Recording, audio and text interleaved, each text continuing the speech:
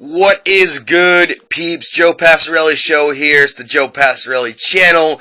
Make sure you're hitting that subscribe button if you're checking out the videos. Also, check out the Wrestling Throwdown channel. Subscribe to that as well. Good afternoon, everyone. Got a few video topics I want to get to today. Of course, the Strike Zone tonight, where we'll be interviewing Tyler Sexton.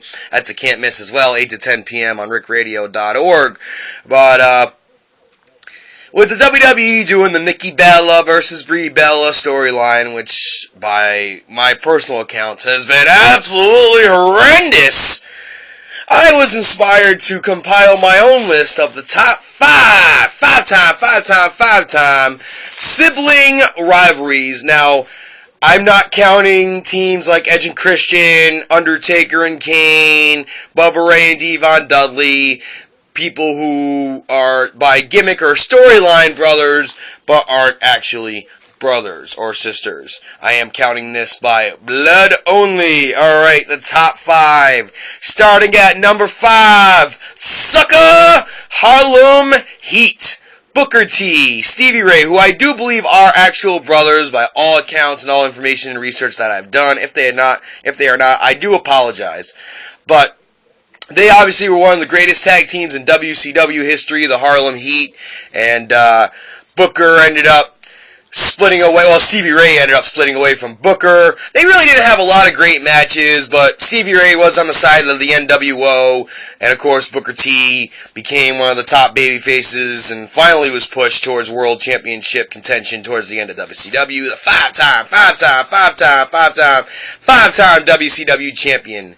All Stevie Ray really became known for after the split was having a slapjack and slapping people up with a slapjack and kind of being Hogan's lackey in the NWO. This feud could have been so much better, which is why it is at the bottom of my list, number 5. Number 4 on my list. This one I rate much higher than the Harlem Heat rivalry.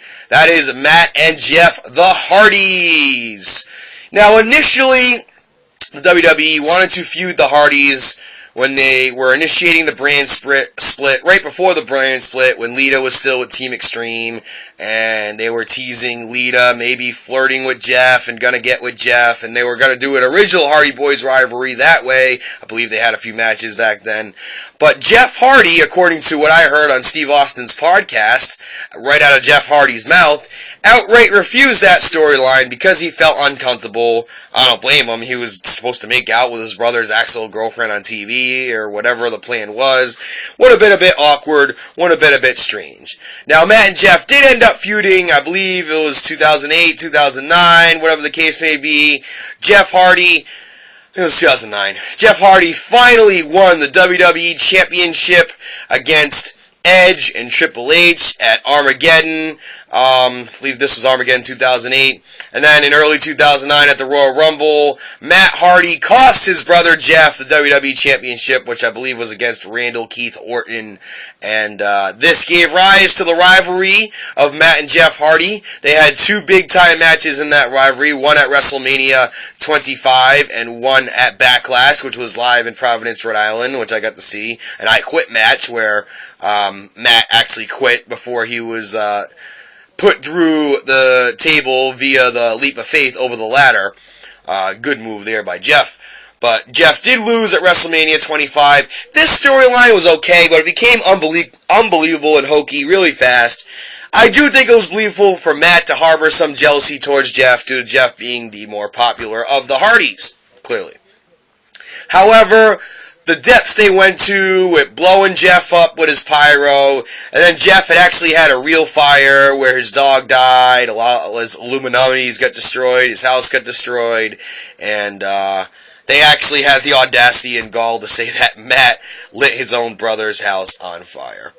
That's where the suspension of disbelief ended for me.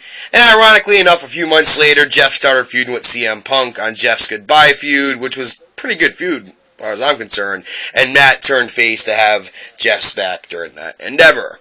Jeff would leave in August of that year. Matt would leave soon thereafter. So that was kind of the end of the Hardy Boys rivalry. Decent, not the worst, not the best. Number 3, the Steiner Brothers, Steiner Line. Just like Harlem Heat, the Steiner Brothers came up the ranks together, amateur wrestlers together, and formed one of the greatest tag teams of the 90s, wrestling in WWF, ECW, WCW primarily, multiple-time tag team champion ECW. Of course, Scotty would turn on his brother Rick, get the ultimate push, get the bleach blonde hair, become a world champion at the end of WCW, and really, Scott Steiner, I thought he was one of the most valuable characters, one of the MVPs of WCW circa 1999 to 2001. I really enjoyed Freakzilla.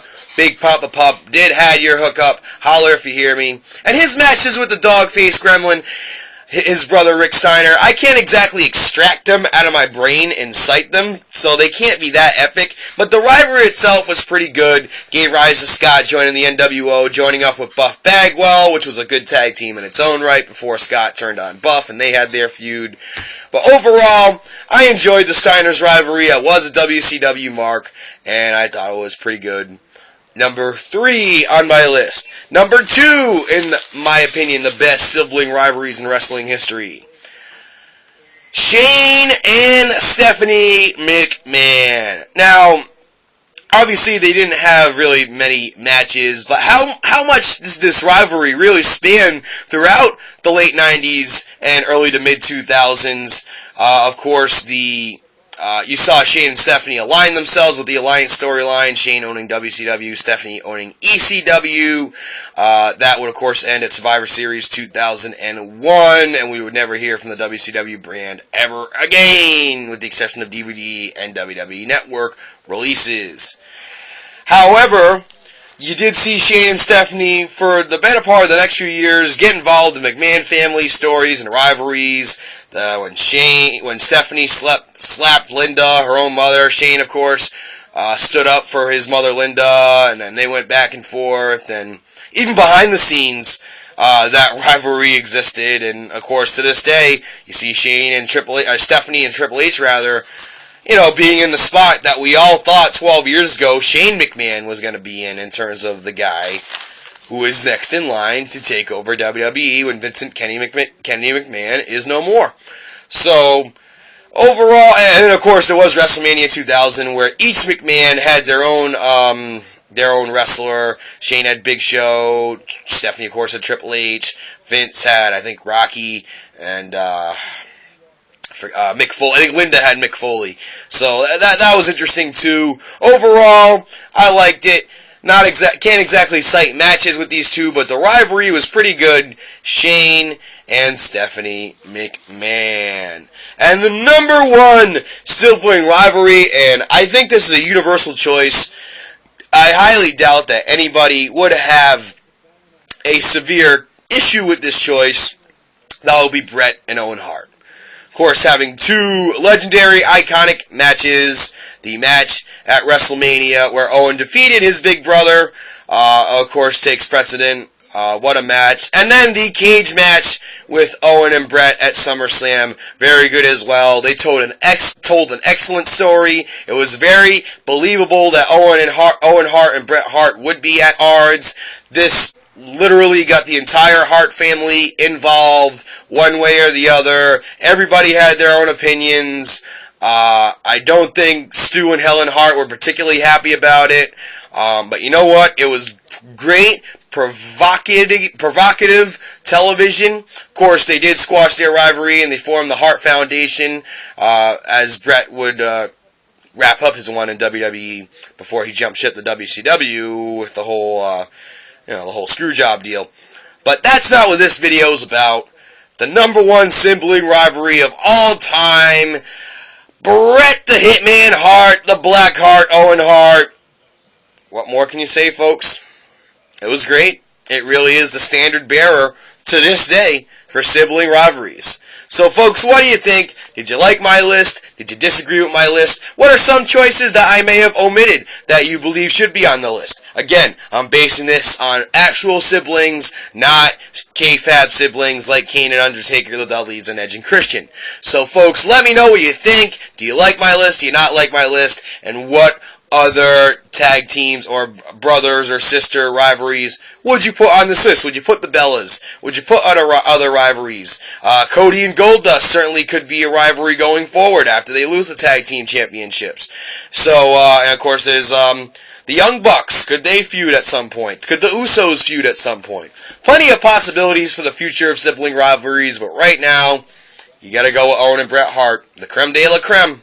It don't get no better. Folks, like, subscribe. Of course, you can check out the Strike Zone today, Thursday, 8 to 10 p.m. with myself and Jason Jazanowski. Tyler Sexton, the hybrid, will be calling in live, so you want to check that out. And, of course, if you're in the Rhode Island area, October 4th, you want to get tickets for Drumsticks and Dropkicks, featuring all the talent from the RICW roster. Jonathan Smash taking on Tyler Sexton, Brandon Webb taking on Brian Sire, ladder match with Johnny Marinelli and CJ Price, and a whole heck of a lot more, including live music. So check it out, folks. Like, subscribe to Haley Imes and the Wrestling Throwdown, subscribe to Duo Dreamer, Christopher Sterling, big shout out to him, almost 800 subs, my man's doing work, did a great job filling in for me on the Night of Champions review show with Haley this week. So excellent job there. Subscribe to Duo Dreamer, subscribe to Wrestling Throwdown, and you best believe you better subscribe to Joe Passarelli,